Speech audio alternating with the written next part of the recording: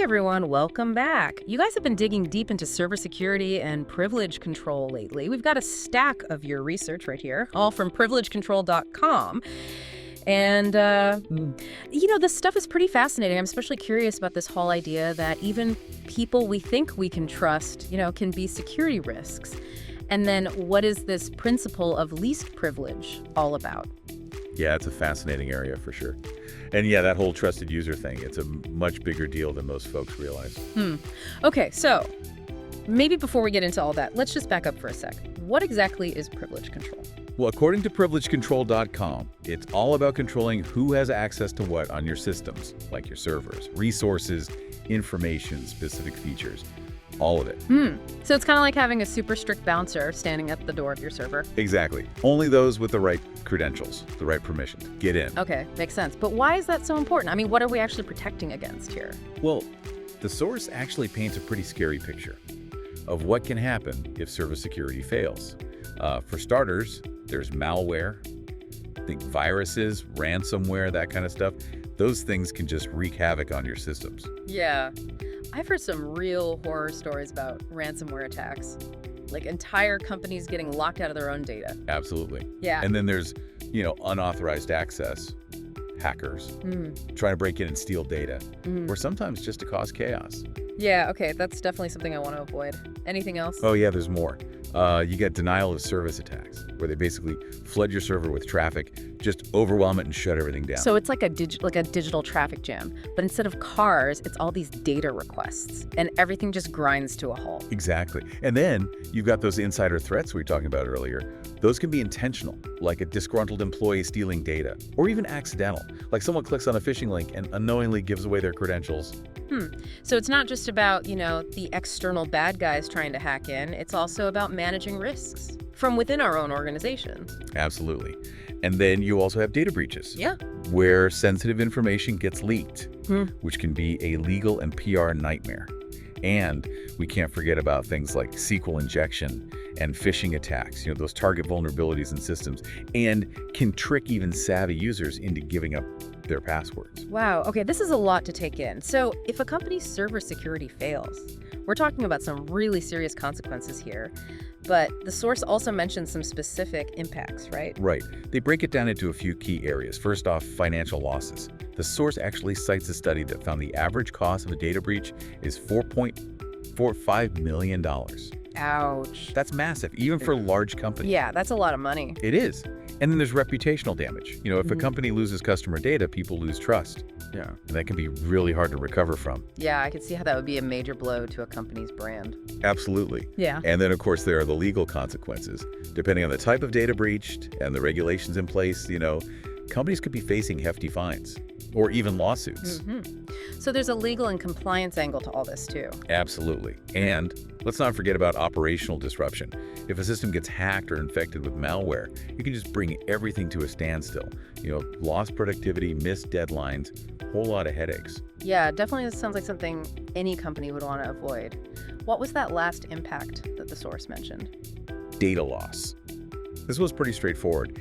If your data gets corrupted, deleted, or stolen, it can be incredibly difficult, if not impossible, to recover. Think about all the valuable information companies store. Customer records, financial data, intellectual property. Losing that can be devastating. Okay, so we've established that server security is not something to be taken lightly. But what can we actually do about all of this? I mean, how do we actually implement privilege control and protect ourselves from all these threats? Well, thankfully, the source does give us some guidance on that. It walks us through choosing a privilege control solution.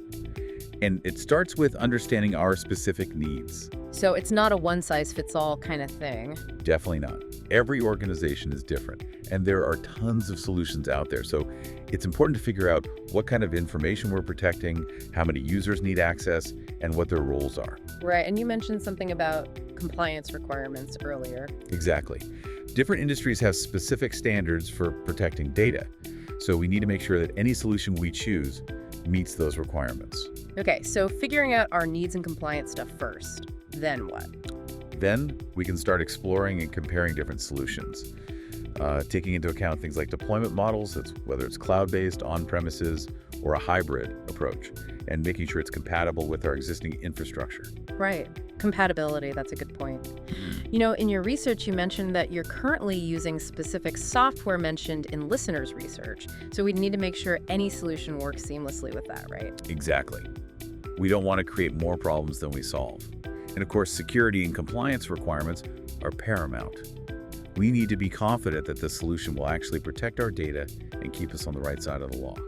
Makes sense. But what about the practical side of things? I mean, all the security is great, but if the system's too complicated to use, it's not going to be very effective. You're absolutely right. Usability and management are key. You know, a system that's too complex or difficult to manage will just end up being a burden. And we also need to consider scalability and performance. You know, our needs might change over time, and the solution needs to be able to keep up. So it's like finding that sweet spot between robust security and user-friendliness. Exactly. And all of this needs to be balanced against the total cost of ownership. We want a solution that provides the right level of protection without breaking the bank. Okay, so there's a lot to consider when choosing a privilege control solution. But before we jump into that rabbit hole, I want to circle back to something that really caught my eye in your research. The source kept mentioning this principle of least privilege. Can you break that down for me? Sure. It's actually a pretty simple concept. It essentially means only giving users the bare minimum access they need to do their jobs. Okay, that makes sense on the surface, but how does that actually play out in a real-world server environment? I mean, how do you figure out who needs access to what? Well, it starts with clearly defining roles and responsibilities within the organization. What tasks does each person need to perform? What systems and data do they need to access to do their job effectively? So it's not about just giving everyone blanket permissions. It's about being much more granular and specific. Precisely. And that's where tools like role-based access control come in, or RBAC. RBAC lets you group users with similar responsibilities into roles, and then assign permissions to those roles, rather than individual users. So instead of managing access for each person individually, you're managing it at the group level. That sounds way more efficient. Exactly. It not only improves security, but also simplifies administration. If someone changes roles, you just update their role assignment instead of manually tweaking their individual permissions. So RBAC is like a powerful tool for implementing that principle of least privilege. Absolutely. And this ties in nicely with PAM, or Privileged Access Management, which we touched on earlier. PAM takes the principle of least privilege to the next level by focusing on those super sensitive accounts, the ones with the keys to the kingdom.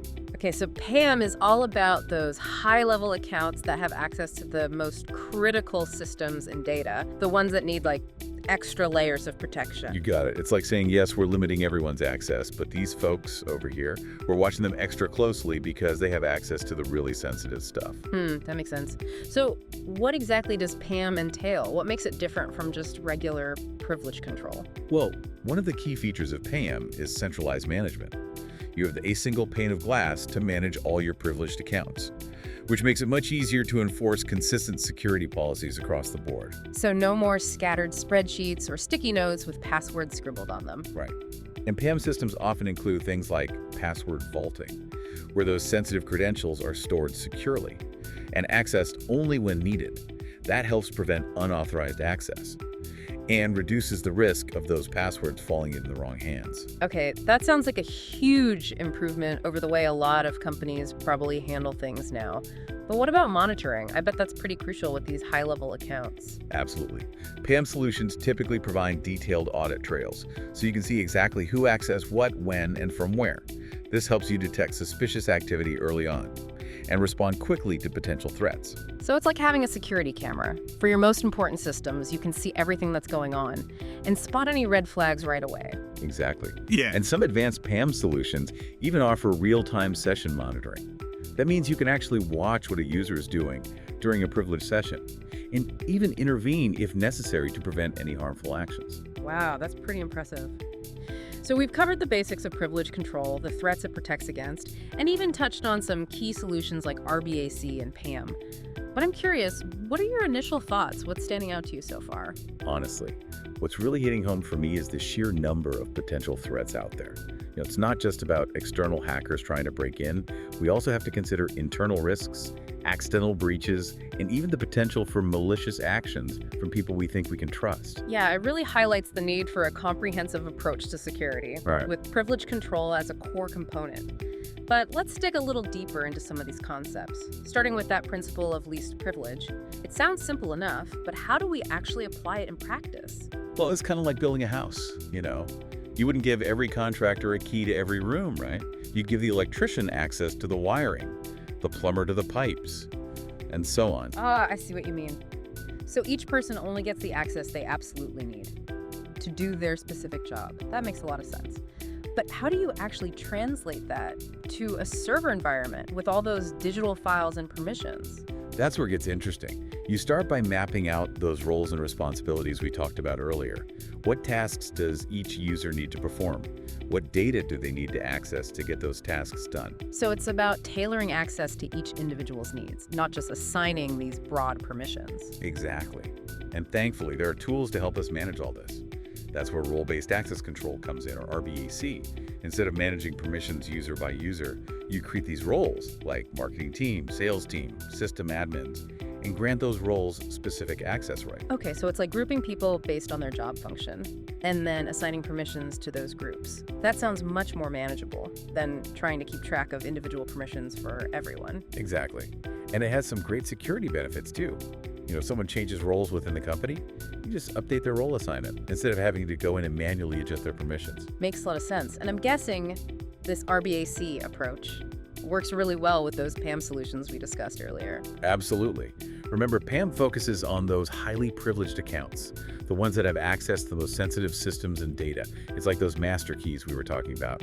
RBAC can help ensure that, even within that group of privileged users, access is granted based on those specific roles and responsibilities. So PAM is like the high security vault, and RBAC is the system for organizing. Who has access to which safe deposit boxes inside? That's a great analogy. And PAM brings even more to the table. One key feature is that centralized management of those privileged accounts. So instead of having passwords and permissions scattered across all these different systems, PAM provides a single control panel to manage it all. That sounds like it would be a huge relief for IT teams. No more trying to remember where everything is or scrambling to track down passwords. Right, and PAM systems often include things like password vaulting, where those super secret credentials are stored securely and accessed only when absolutely necessary. So it's like having a digital lockbox for your most sensitive passwords with strict controls over who can access them. Exactly. And just like with a real lockbox, there's a detailed log of every access attempt. PAM solutions typically provide extensive audit trails, so you can see who accessed what, when, and from where. So if there's any suspicious activity, you can spot it right away and investigate. You got it. That level of monitoring is crucial when you're dealing with accounts that have such high levels of access. It's all about minimizing risk and catching potential problems before they turn into major disasters. Yeah. I'm starting to see how all these pieces fit together. The principle of least privilege, RBAC, PAM, they all work together to create this much more secure and controlled environment. Exactly. It's about layering those security measures and creating a comprehensive approach to privilege control. Okay, so we've talked about the why of privilege control, those scary security threats, and the how, using tools like least privilege, RBAC, and PAM. But what about the actual impact of implementing these solutions? What difference does it really make for businesses? Well, beyond the obvious security benefits, reducing the risk of breaches, protecting sensitive data, there are some very real business advantages. Like what kind of tangible benefits are we talking about? Well, for one, improved compliance. Many industries have these strict regulations regarding data security. Think of HIPAA for healthcare or PCI DSS for payment card information. Implementing a solid privilege control system can help businesses meet those requirements and avoid those hefty fines we discussed earlier. Right, that makes a lot of sense. And I imagine it also takes some pressure off those IT departments. Absolutely. With centralized management and automated processes, PAM can significantly reduce the administrative burden on IT teams. That frees them up to focus on more strategic initiatives instead of constantly putting out fires. So less time spent resetting passwords and granting access, more time for bigger picture projects. That sounds like a win-win. It is. And let's not forget about the reputational benefits. In today's digital world, a data breach can be absolutely devastating to a company's image. Implementing strong privilege control measures demonstrates a commitment to security and helps build trust with customers and partners. It's like saying, we take your data seriously and we're doing everything we can to protect it. Precisely. And that peace of mind can be incredibly valuable. Now, curious to hear your thoughts. What's resonating most with you about privilege control? Honestly, for me, it's realizing that security isn't just about firewalls and antivirus software. It's about controlling access at a much deeper level, a much more granular level. It's about understanding who needs access to what and making sure that access is granted only when it's absolutely necessary. That's a great point. It's about shifting from a reactive approach to security to a proactive one. Instead of waiting for something bad to happen and then scrambling to clean up the mess, you're taking steps to prevent those bad things from happening in the first place. And that brings us back to that key takeaway, the principle of least privilege. It's such a simple concept, but when applied effectively, it can have a massive impact on an organization's overall security posture. Absolutely. And what's fascinating is that this idea of least privilege isn't just limited to servers and corporate networks. It actually applies to so many other areas of our digital lives. It's like that need to know concept. Right. Like, we wouldn't share our deepest secrets with just anyone, so why should we be any less careful with our data and our access to these digital systems? Exactly. It's about setting boundaries. Yeah. And being intentional about who and what we give access to. I'm thinking about my own phone right now. Do all these apps really need access to my location, my contacts, my camera? Probably not. And I've definitely been guilty of just clicking allow without thinking much about it. Yeah, we've all been there. But this principle of least privilege, it can help us make more informed choices. It encourages us to, stop and think, does this app really need this level of access to function properly? What are the potential risks if I grant it? So it's about being more aware of our digital footprint and taking control of our own data privacy. Precisely. And this applies to our home networks as well. Think about all the devices connected to your Wi-Fi. Does your smart TV need to have access to your work files? Does your printer need to see your browsing history? Now that you mention it, probably not. It's easy to just assume that everything needs to be connected to everything else. But maybe that's not the most secure approach. Right. Just like with servers and corporate networks. Applying that principle of least privilege at home can significantly reduce your risk. It's about creating those layers of protection and minimizing the potential damage if one device gets compromised. This whole deep dive has really been an eye-opener for me. We've gone from this scary world of server security threats to these incredibly powerful solutions. And now it's clear that these concepts even extend into our personal lives. And what's really exciting is that these principles are relatively simple to understand and implement. We don't need to be cybersecurity experts to take steps to protect ourselves and our data. Exactly. It's about making informed decisions, setting boundaries, and adopting that need-to-know mentality. And it all starts with that core principle of least privilege. It's such a fundamental concept, yet it has the power to transform the way we think about security at every level, from massive corporate networks to our own personal devices. Well, I think we've covered a lot of ground here. We unpacked the complexities of server security, explored solutions like RBAC and PAM, and even discovered how these principles apply to our everyday lives. What a journey. It really has been, and I think the most important takeaway is that security isn't just about technology. It's about mindset. It's about being proactive, being aware of the risks, and taking responsibility for our own digital safety. I couldn't have said it better myself. Yeah. So to everyone listening out there, keep learning, keep questioning, and keep diving deep into the world of cybersecurity. Because the more you know, the better equipped you'll be to navigate this ever-evolving digital landscape safely and securely. That's a wrap for this deep dive, folks. We hope you found it informative and empowering. Until next time, stay safe out there.